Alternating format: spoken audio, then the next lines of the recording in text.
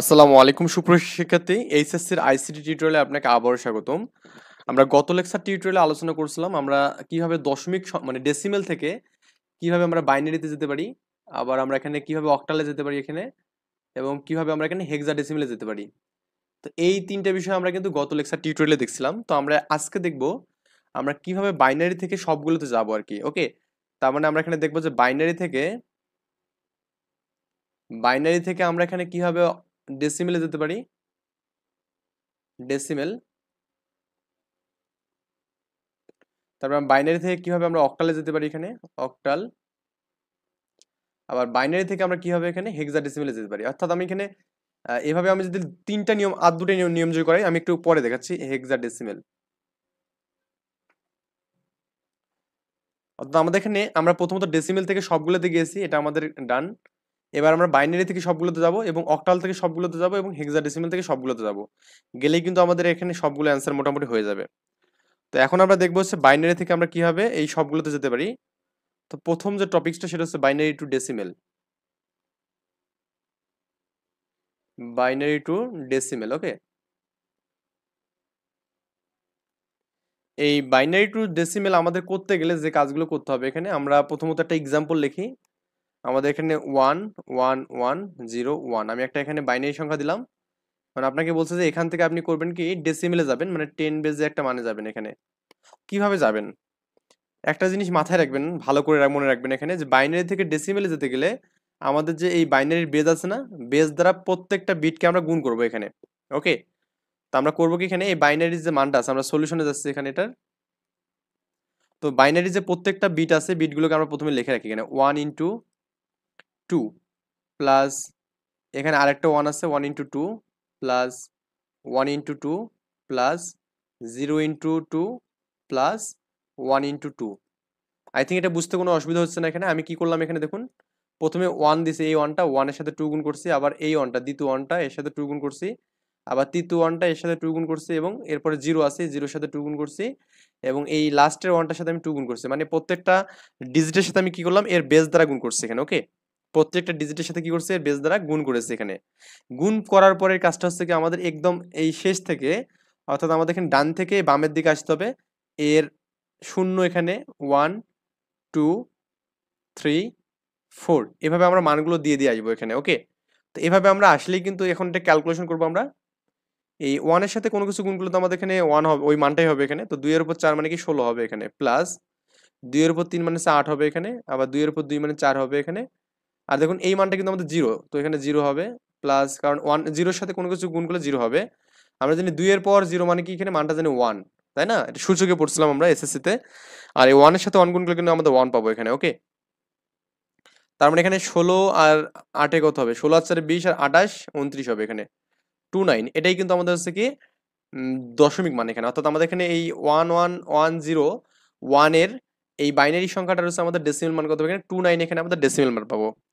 I think এটা বুঝতে পারছেন, এখানে খুবই সিম্পল একটা নিয়ম ছিল এখানে। ওকে, এরপরে আমরা এখানে যেটা করব, আরো কিছু আপনি এক্সাম্পল করতে পারেন এখানে। আপনি চাইলে আপনার বই থেকে এক্সাম্পল করতে পারেন। ধরুন আমি আরেকটা এক্সাম্পল দিচ্ছি এখানে আপনাকে।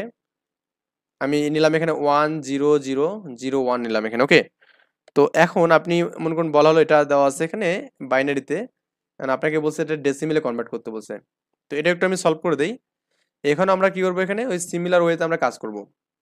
আগে আমরা যেভাবে নিয়মে কাজ করছি, এখানে আমি প্রথমে 1 লিখবো, তারপরে এর বেস 2 দ্বারা গুণ করবো, আবার এখানে দেখুন 0 আছে, এখানে 0 এর সাথে 2 গুণ করবো এখানে, আবার এখানে 0 আছে এর সাথে 2 গুণ করবো, আবার এখানে 0 আছে এখানে এর সাথে 2 গুণ করবো, এবার আছে 1 আছে, এবার করব প্লাস দিয়ে 1, সরি এখানে 0 না, এখানে 1 এর সাথে 2 গুণ করবো, এই 1 এর সাথে 2 গুণ করবো, এবং আমরা করবো কি লাস্ট থেকে করবো কি, আবার এই মানগুলো কি করবো, শূন্য থেকে দিয়ে আসবো আর কি। এরপর এখানে 0, এখানে 1, এখানে 2, এটা 3, এবং এটা হচ্ছে 4। এবার আমরা যদি ক্যালকুলেশন করি তাহলে কত হবে বলুন তো, এখানে এখানে 4 16 হবে এখানে। দেখুন এটা শূন্যের সাথে গুণ আছে, এখানেও শূন্য গুণ, এখানেও শূন্য গুণ, তার মানে সবগুলো শূন্য, আর এখানে জাস্ট 1 হবে এখানে। কারণ এই 2 এর পর 0 মানে কত, এখানে হবে 1, 1 এর সাথে 1 গুণ করলে 1 হবে, তার মানে এই মানটা কত হবে 17। তো 17ই কিন্তু আমাদের এখানে কি দশমিক মান এখানে। ওকে, সো আই থিঙ্ক এটা বুঝতে পারছেন এখানে। এখানে আর সমস্যা হওয়ার কথা না। আমি যেটা ফ্র্যাকশন মান করি এখানে, মানে অর্থাৎ ভগ্নাংশ মান করি। ধরুন আমি একটা ভগ্নাংশ মান দিয়েছি এখানে এরকম, এটা আরেকটা আমাদের এক্সাম্পল। এখানে দেওয়া আছে মনে করুন 0.1101 এই একটা আমাদের বাইনারি মান, আপনাকে বলছে এখানে এটাকে দশমিকে কনভার্ট করতে বলছে।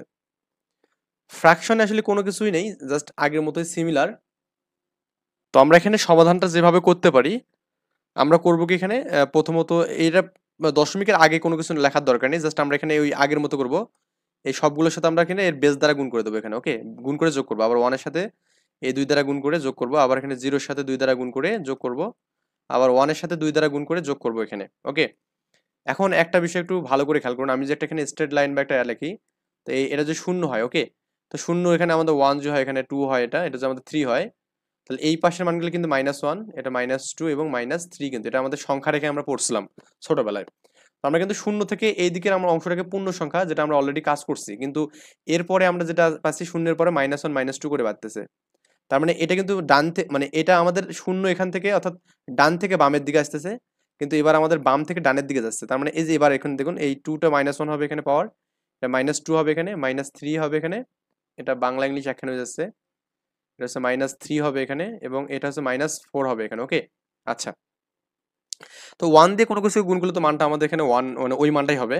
তো এই 2 এর উপর -1 মানে কি, এটাকে লেখা যাবে না 1/2 লেখা যাবে, প্লাস এটা কি 2 এর উপর -2 মানে কি 1/4 লেখা যাবে, কারণ 2 এর উপর 2 স্কোয়ার হবে এখানে 4 হবে।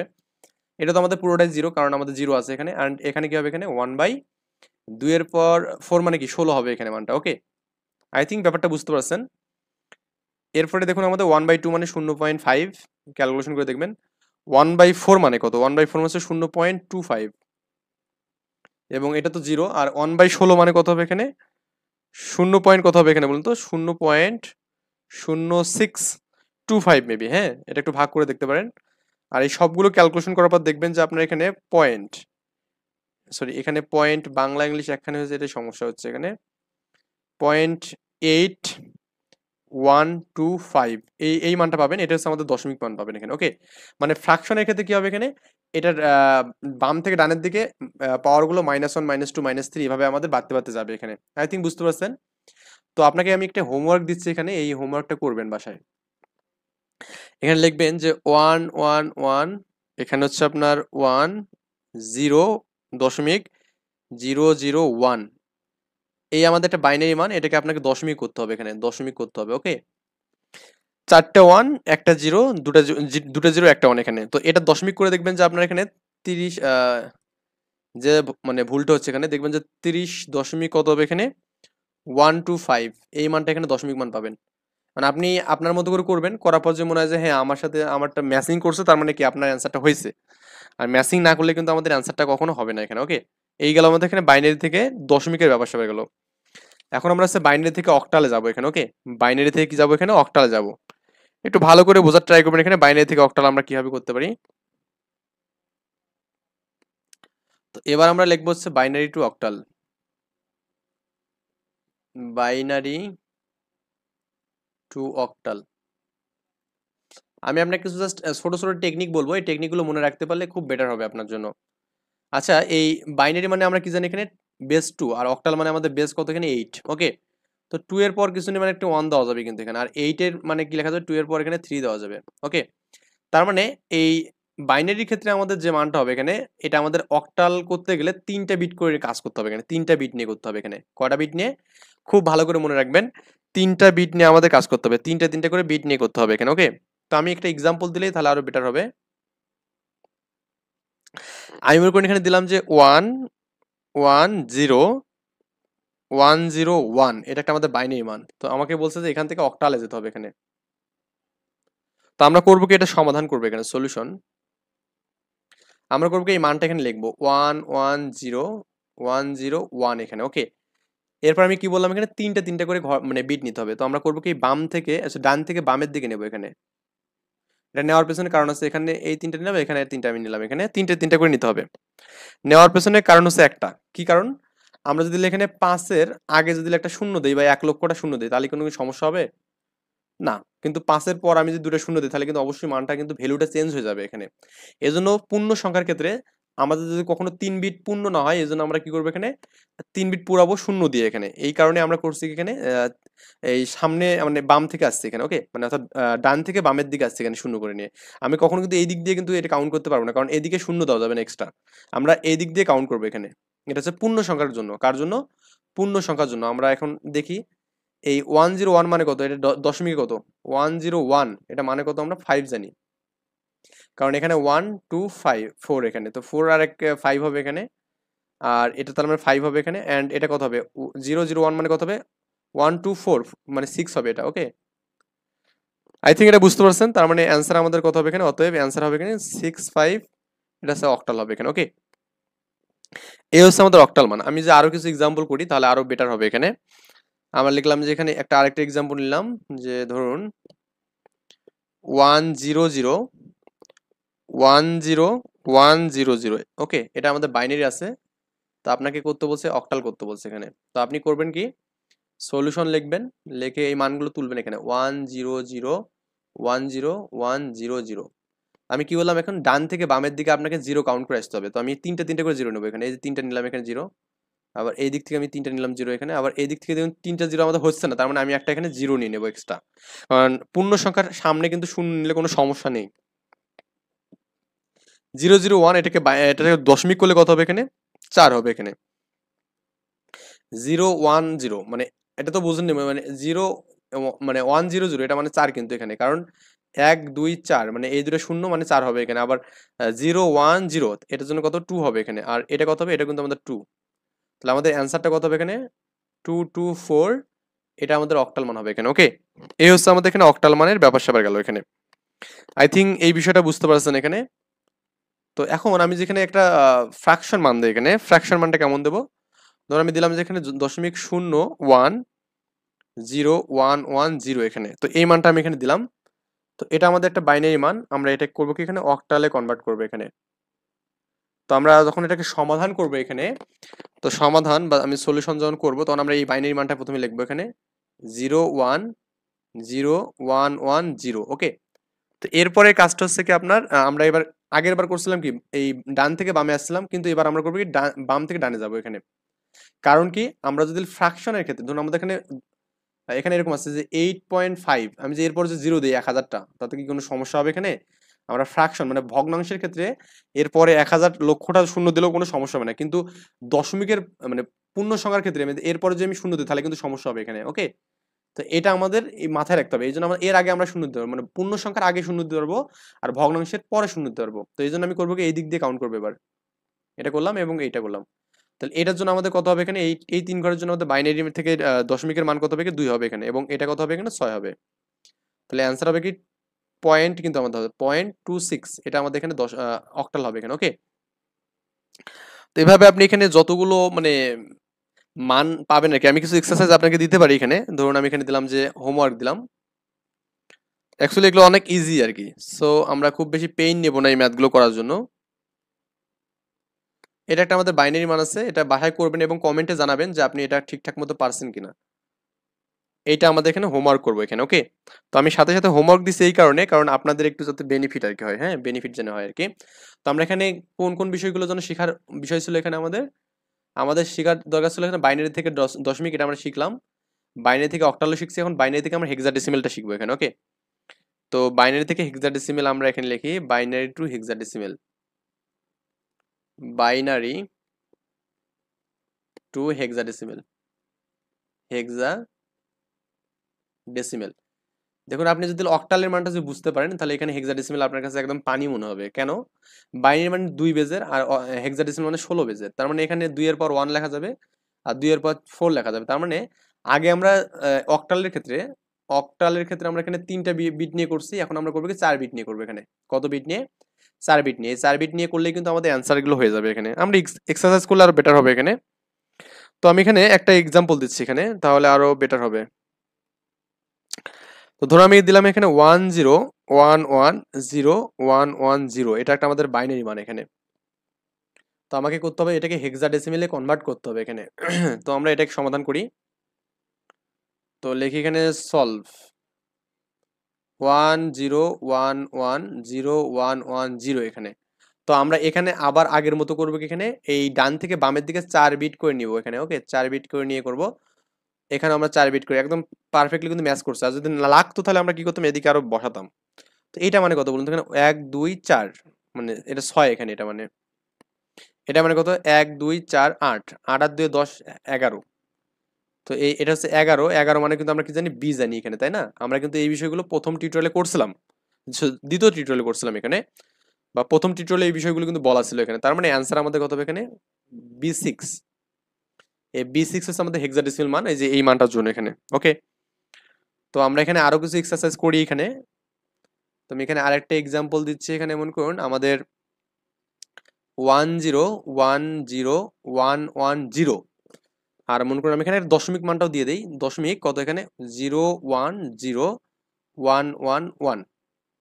দুটো একবারে করলে দেখা যাচ্ছে আপনার একটু আরো বুঝতে সুবিধা হবে।